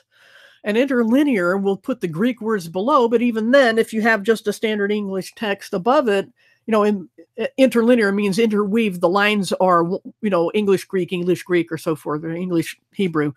And they can help you see into the original languages a little better. But I might offer my own as just an example. If I can, let me go to my site just briefly and show you how I did my interlinear. It's color-coded too. I did that to show whenever there was a grammatical gender on a word, like for example, you can see the red here, this is feminine, the blue is masculine, and if I don't see any purples on this page, but purple is neuter.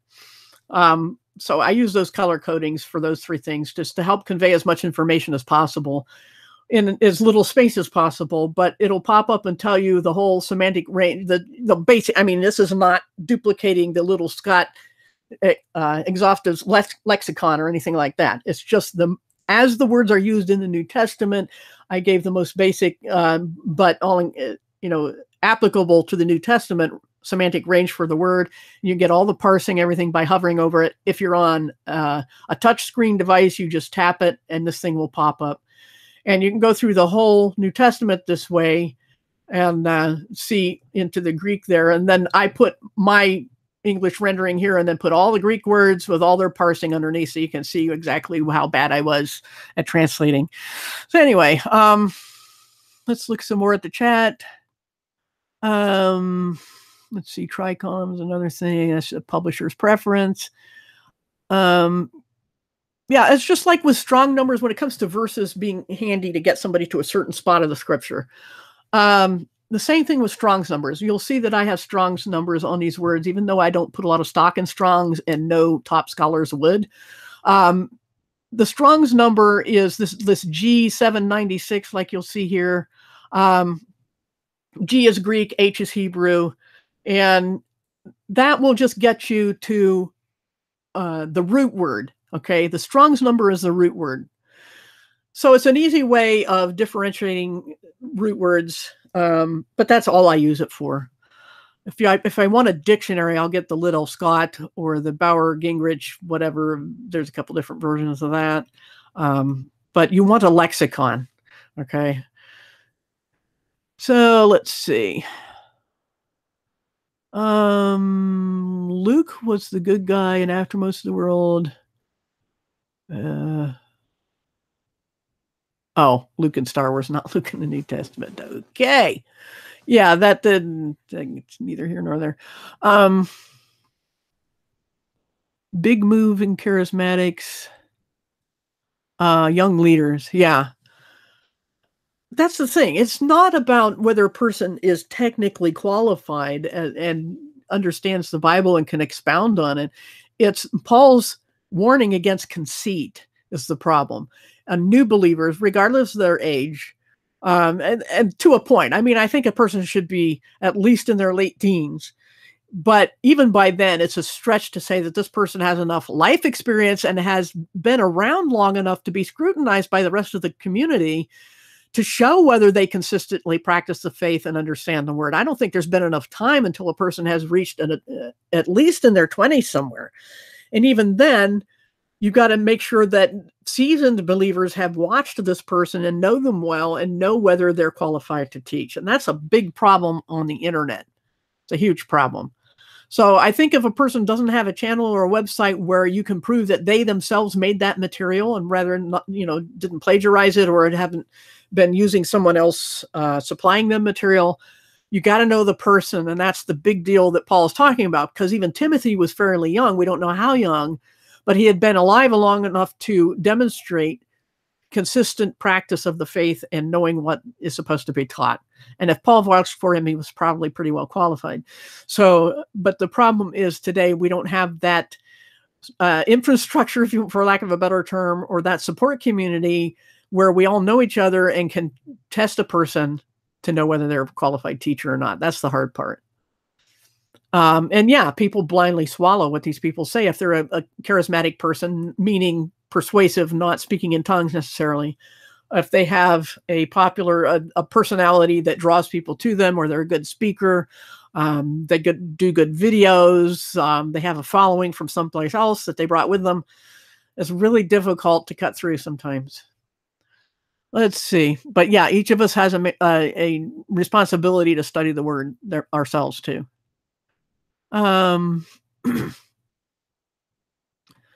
Let's see. Yeah, and back to the Bible versions. I wouldn't have as much negativity about the King James if it hadn't been for the King James only movement. They made it worse.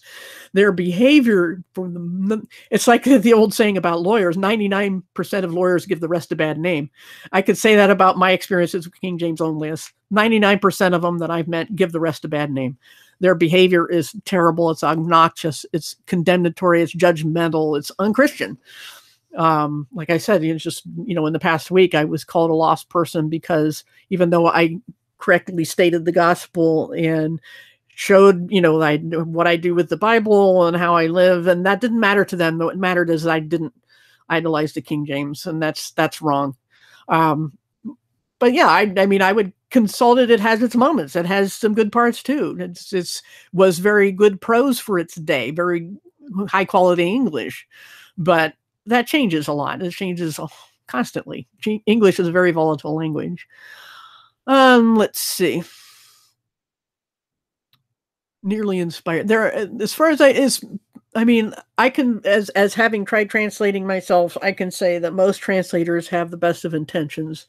And everybody's only human. And what I don't like is when people say this or that person was practicing witchcraft and did this new age version. And it's like, okay, you make an accusation, you come up with proof that would stand in a court of law, or I'm not going to listen to your accusations. And that's a biblical thing too, where Paul said to Timothy, if you've got someone who's been vouched for as an elder, and then somebody accuses them of something, you better substantiate those charges. And if they're true, though, even though it takes a lot to convict an elder, that elder, once convicted, has to be held up to public shame as a lesson to the other elders. It's like, just because you're an elder doesn't mean you're sinless, and you have to be held to a higher standard. Even James said teachers will judge more strictly, and yet most, it seems, especially in the TV preacher crowd type of person, they seem to think they should be able to get away with murder because they're preachers and have a lower standard. But that's not true. The Bible says higher standard. And if you find someone in a teaching position who is teaching falsehood or who is living in sin, they should be held up to public shame. That's what the Bible says to do. Let's see. I don't know who you used to be, Kelly Rudders. Yeah, the Liddell Scott, for example, as far as lexicon goes, there's 3 versions. There's a very minimal abridged version. There's the one I have, what I could afford, called the Middle Liddell, just because it's a witty name. But it's the medium detail. It includes the Greek words used in all of the Greek of that time, not just the Greek in the New Testament, which is valuable because words are not written in a vacuum. And so I think it's important to know classical, or not classical, but all of the Greek being used at that era. And that's why I have the middle. The full-fledged Liddell Scott has absolutely everything in it, is my understanding, but I can't afford that thing. And there's also the Bauer Gingrich Dank or something. I forget what all the names were, but BGAD or BDAG or something like that. You can find parts of that. You can find search things for that online without having to pay. But a lot of those things are in universities only, and that's the problem. Let's see. I'm looking through the chat again. Yeah, the reason I use the term idolized version for King James a lot of times is because so many people do idolize it. I'm not saying everybody who prefers it is idolizing it.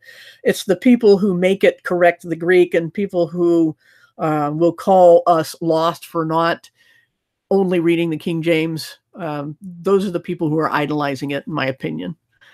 So, anyway.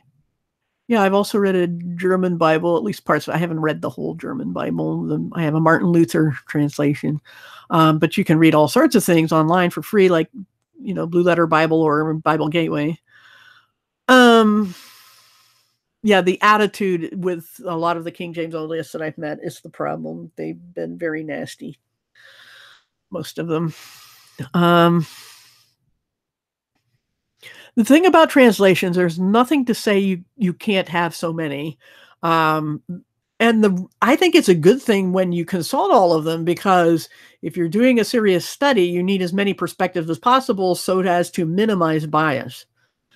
Because everybody's going to have it, like, for example, you can do what's called a wooden literal translation, like the ASV is very wooden. You can get Young's literal. But this, as anyone knows who's done any translating, is not the best way to translate.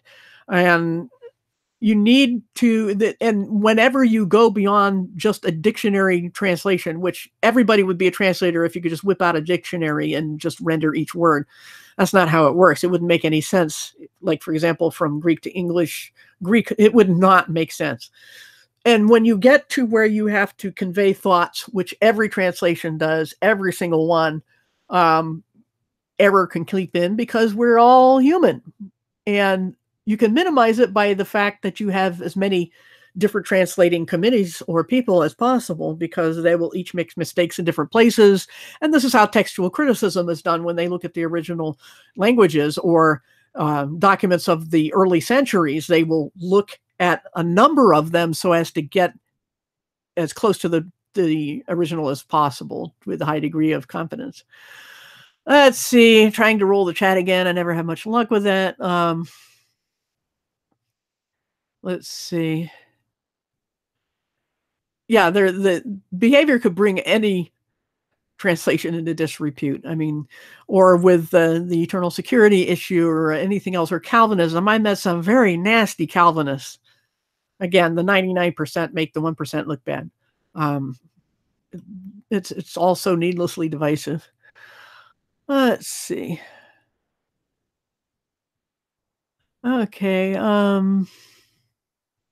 Tried to write a modernized. Well, I did. Yeah.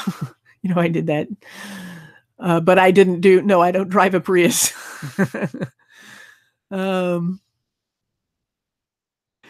Yeah. I don't think anybody has tried to make it that modern. What we mean by a modern version is simply making sense of what was written. Like, for example, there's a good illustration that as the Wycliffe Bible translators or any Bible translator will tell you, there are some remote tribes of people who don't know, for example, what a lamb is. How do you translate the Bible for those people? Do you say lamb and then put footnotes? Explain that this was a sacrificial animal, or this is what this animal did. It's a grazing animal and such, explaining what a lamb was, because it's a pretty big deal in the New Testament, especially, but even in the Old with the sacrificial system. What do you do?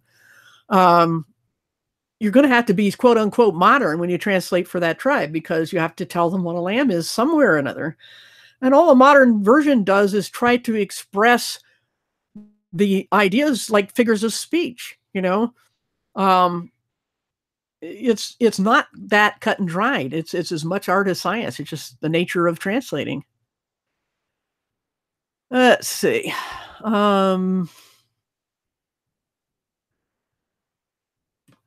People can read the King James and are not even a servant or believer knows Jesus. Well, yeah, they technically, some of them can. I think they can also misunderstand. You can read modern versions that'll say, trust Jesus, get First Corinthians, the passage that Vic posted earlier about what the gospel is. Just leave it right there, put it in any words you have to put it to get the thought across.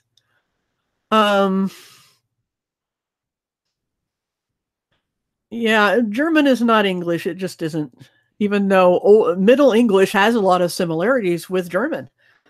I noticed that when I was studying German in high school, how much it seemed to match Middle English, but that does not any kind of see the King James as superior kind of thing. As long as nobody takes that attitude, I'm fine. But as soon as somebody says, see, the German matches the King James, it's just the nature of language. It has nothing to do with God authorizing a version.